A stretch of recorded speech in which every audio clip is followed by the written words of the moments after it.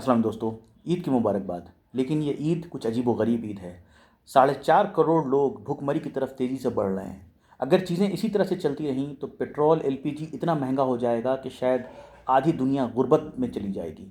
इसलिए ये ईद कुछ अजीब व गरीब ईद है। 1967 के बाद पहली मरतबा ऐसा हुआ कि मस्जिद अल अक़सा बंद है। न ईद की नमाज़ हुई, न रमज़ान के इतिकाफ़ हुए, न रमज़ान की तरावियाँ। इसलिए ये ईद एक अजीब व गरीब ईद है।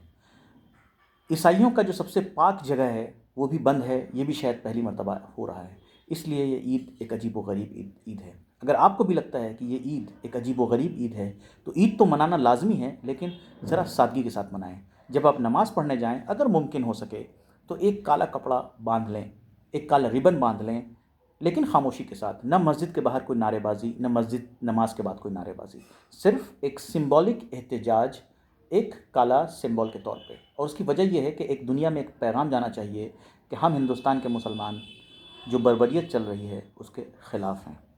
हम हिंदुस्तान के मुसलमान, अब मस्जिद अल अक़सा बंद है, उसके ख़िलाफ़ हैं। हम हिंदुस्तान के मुसलमान जो पूरी दुनिया भुखमरी की तरफ बढ़ रही है इससे परेशान हैं।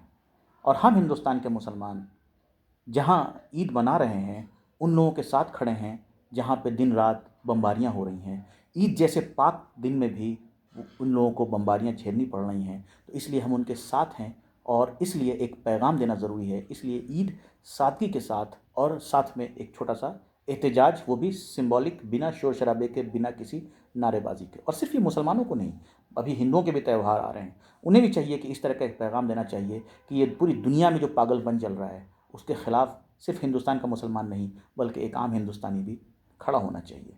एक सिंबल, एक मैसेज पूरी दुनिया को हम लोगों की तरफ से।